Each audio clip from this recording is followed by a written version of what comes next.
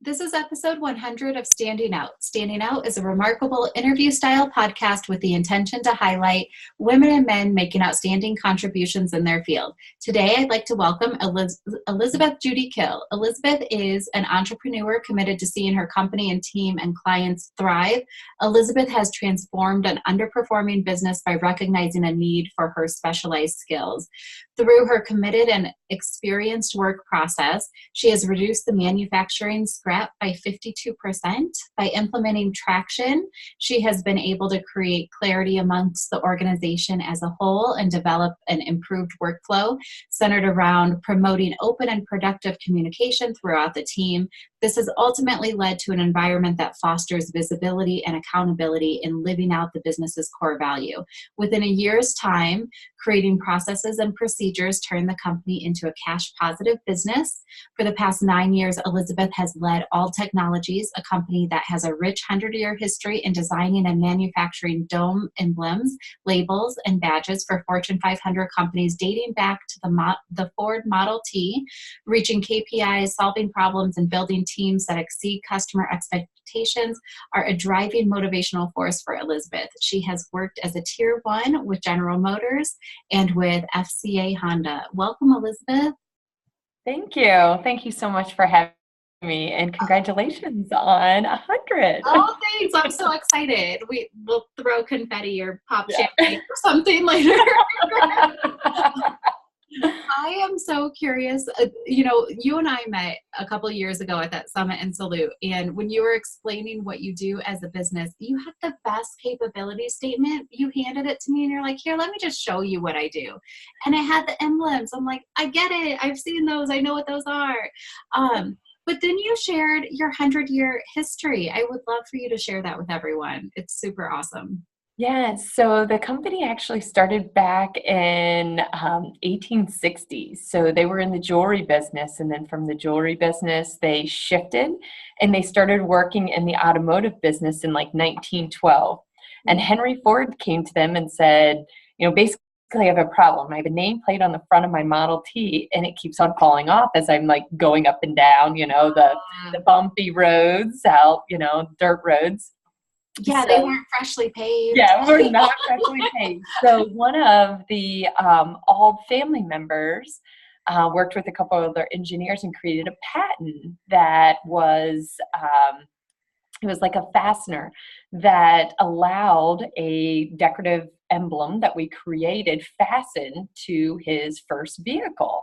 So that way, as they were going on the bumpy roads out in the country or wherever, it wouldn't fall off. So his brand identity stayed there, obviously, through the life of the actual vehicles. So yeah, we were part of working with Henry Ford back in 1912 for the first horseless carriage. So it was very exciting. So obviously you weren't around 100 years ago. Right. So how did you get that into something so cool? So my family has been in manufacturing as long as I can remember. And coming into this business, my father had retired from Honda. So rich history overseeing the purchasing. And he saw a lot of distressed businesses and said, I want to go out and help distressed businesses and, implement the right lean manufacturing into the workplace to keep these businesses running and to keep them profitable. So Auld Technologies was one of the companies in which we acquired. And this was my task to go in and say, okay, how can we get this turned around so it wouldn't close? Sure. And the Auld family had brought it along so many years. So we were able to turn around the business within a year to keep it here in the States and keep that rich history running. So when that came about, were you like, yes, I am the woman for the job? But yeah. You know what I mean? Like, how did that go? And what was your self-talk of, I can do this. I have these skills that this company needs. Like, how did that go? So my skill set actually, I graduated from University of Kentucky in elementary education. Gotcha. And then I did kind of a 360, and I worked in a company. It was a startup business, and I was there in the beginning and held many different roles within this company. And then I helped close it because it was right in 2008 during the recession. So I saw the beginning stages and then helped reorganize it to the end. And then I worked with the attorneys in the bank to close it out. So I was then going back on the other direction saying, okay, this is already a distressed business.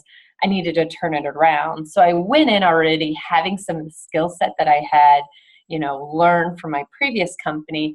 And then obviously a lot of my teaching skill set from a visual communication of creating a lot of clarity within manufacturing. It's really important because processes and procedures and understanding how are we doing on jobs, how are they closing out is absolutely critical. So creating that communication, the visibility amongst the entire team really changed things. And then obviously all the low hanging fruit you have to do in going into an organization. But I was blessed to come into such an incredible team. I mean, there's some individuals that are still with me today that were with the old company. So from that, it was a little bit of that imposter syndrome, where you're like, I don't really know if this is, exactly what I should be doing. But I dove into it, and I'm a little bit of a workaholic. So I absolutely love the opportunity and the challenge that I was faced with to say, all right, what can we do to ensure this business stays in business and starts, heading in the right direction. Oh, that's incredible. Good for you. And I'm so glad you shared that imposter syndrome piece, because I think we as entrepreneurs, I know I feel that at different periods. And, then I'll have friends tell me like, Katrina, but you've done this and this and this and this. I'm like, oh yeah, I'm pretty qualified. Like, okay, you know what I mean? But for some reason, like you, I also have a degree in elementary education, planned to be a teacher, totally did a 360, went to grad school, figured some stuff out, and then came out on the other side in marketing, and then moved more into an entrepreneurial and business ownership role. But I think a lot of us face that and we feel like we're the only ones. And then you have those amazing friends who remind you how very qualified you are for the position. Right.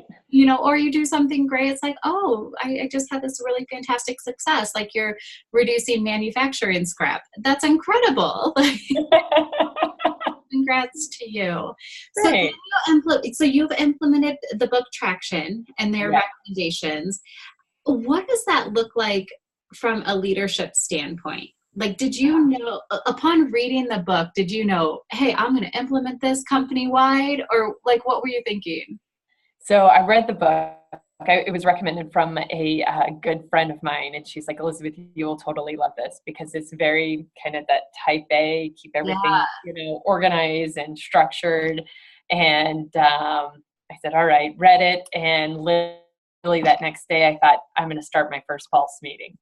Because I was so tired of going to meeting after meeting. People weren't prepared. They weren't showing up on time because there was this or that or the other that was going on. So, part of my leadership was I really wasn't driving the team in a great direction, but we were just having meetings to kind of have meetings. And it didn't calculate all the cost that was probably lost by some of those meetings.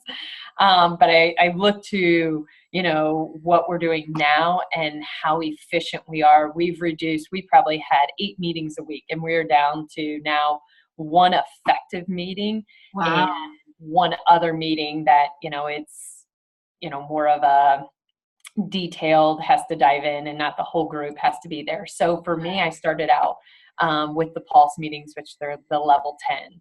And this brings out the teacher in me. It was very structured. Everybody has to come prepared. You may not miss the meeting unless there's a death in the family or you're on approved PTO. So there's no excuses. I mean, unless there's a fire out in the plant. But other than that, you need to start ensuring that everybody is there and participating, because that's the most important thing. So driving that behavior in a different manner really has changed my leadership team and how we think and how we plan. So I can tell you today, we are much more efficient than what we were a year and a half ago, because now people are looking at next week, not tomorrow, not, okay, what am I doing in an hour? It's, I already have next week's plan. This is my action plan. This is how I'm going to get there. And by the way, these are some of the gaps in which I see.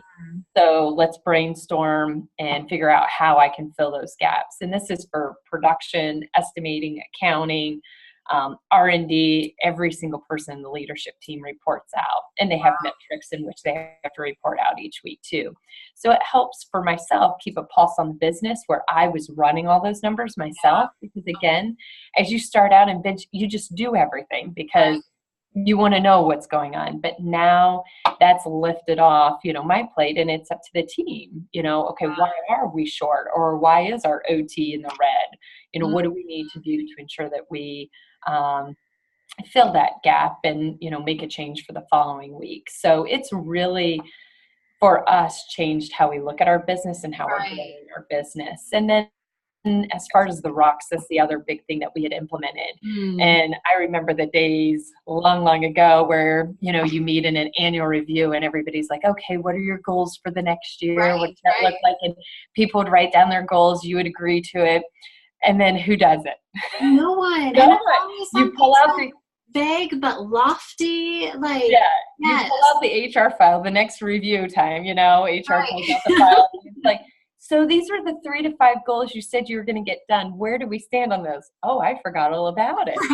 They've been in that folder all year. Yeah. So the rocks really provide such great visibility. And in our pulse meetings, the leadership team has to report out where they're at in the rocks. So am I 20% done? Am I 50% done? Do I have, 2 weeks left? If I'm only 50% done, I have 2 weeks.